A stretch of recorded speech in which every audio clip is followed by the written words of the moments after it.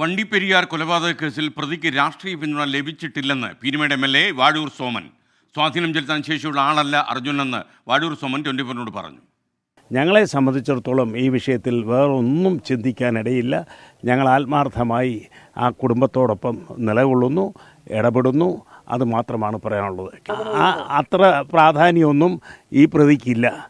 ഞാൻ പോലും ഈ പ്രതി ഇയാളാണെന്ന് അറിയുന്നതും DYFIയുടെ നേതാവാണെന്ന് അറിയുന്നതും പോലീസ് കസ്റ്റഡിയിലെടുത്തതിന് ശേഷമാണ്. രാഷ്ട്രീയമല്ല, ഇതിൻ്റെ അകത്ത് രാഷ്ട്രീയമില്ല. ഇതിൻ്റെ അകത്ത് വളരെ ആ കുട്ടിയെ ക്രൂരമായി ബലാത്സംഗം ചെയ്ത് കൊലപ്പെടുത്തി. അത് പ്രതി ഇന്നയാളാണെന്നുള്ളത് ബോധ്യപ്പെട്ട പോലീസ് കൃത്യമായിട്ട് ചോദ്യം ചെയ്ത് മൊഴി രേഖപ്പെടുത്തി കോടതിയിൽ സമർപ്പിച്ചിട്ടുള്ളതാണ്. പ്രതിയെ വെറുതെ വിട്ട വിചാരണ കോടതി വിധിക്കെതിരെ അപ്പീൽ നൽകുന്ന കാര്യത്തിൽ ഇന്ന് തീരുമാനമുണ്ടാകും. ഇടുക്കിയിൽ നിന്ന് രാഹുൽ വിജയൻ തത്സമയം ചേരുന്നു. Good morning Rahul Vijayan.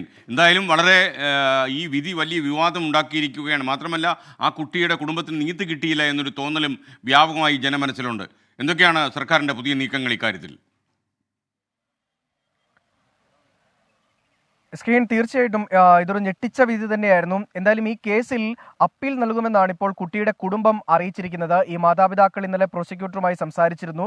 അതിനുശേഷം ഉടൻ തന്നെ അപ്പീലുമായി മേൽക്കോടതിയിലേക്ക് പോകാനുള്ളൊരു തീരുമാനത്തിലേക്കാണ് ഇവരിപ്പോൾ എന്തായാലും എത്തിയിരിക്കുന്നത്. ഇതിൽ ഏറ്റവും പ്രധാനപ്പെട്ട കാര്യം, ഈ വിധി പ്രസ്താവത്തിൽ പോലീസിനും ഈ അന്വേഷണ ഉദ്യോഗസ്ഥനുമെതിരെ രൂക്ഷമായ വിമർശനമാണ് കോടതിയുടെ ഭാഗത്തു നിന്നുണ്ടായത്. പക്ഷേ ആ വിമർശനത്തെയൊക്കെ ഈ കുടുംബവും പ്രോസിക്യൂഷനും തള്ളുകയാണ്. ഈ കുടുംബം പറയുന്നത് പോലീസിന്റെ ഭാഗത്തു നിന്ന് വീഴ്ച ഉണ്ടായിട്ടില്ല, അവരെല്ലാം കൃത്യമായി തന്നെയാണ് ജോലി ചെയ്തത്, തെളിവുകളൊക്കെ കൃത്യമായി സമർപ്പിച്ചതാണ്, അത് കോടതിക്ക് മനസ്സിലാകാത്തതാണ്. അതായത് ഈ ജഡ്ജി മാറിയിരുന്നു, ആ മാറിയ ജഡ്ജിക്ക് ഈ കേസ് പഠിക്കാനുള്ള സമയം കിട്ടിയില്ല, അതാണ് ഇത്തരം ഒരു വിധിക്ക് കാരണമായത് എന്നുള്ളതാണ് പറയുന്നത്. മാത്രമല്ല ഈ വിധി പ്രസ്താവത്തിൽ പറയുന്ന ഒരു കാര്യം കൂടി ഈ മാതാപിതാക്കൾ എടുത്തു പറയുന്നുണ്ട്.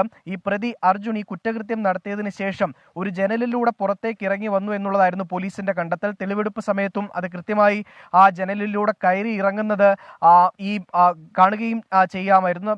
ദൃശ്യങ്ങൾ സഹിതം അത് പുറത്തു വരികയും ചെയ്തതാണ്.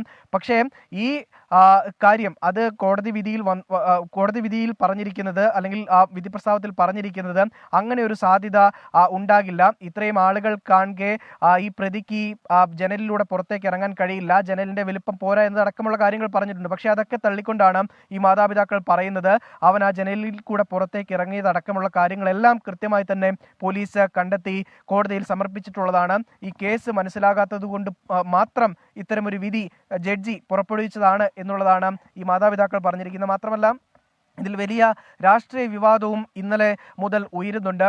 CPMന്റെ ബന്ധം, ഈ പ്രതിയുടെ CPM ബന്ധം, DYFI ബന്ധമൊക്കെ ചൂണ്ടിക്കാണിച്ചുകൊണ്ടാണ് കോൺഗ്രസും BJPയും ഉൾപ്പെടെ ഇതിനെ രാഷ്ട്രീയമായുധമാക്കാൻ ശ്രമിക്കുന്നത്. പക്ഷേ വാഴൂർ സോമൻ MLA ഇന്നലെ ഇതിലൊരു പ്രതികരണം നടത്തിയിട്ടുണ്ട്.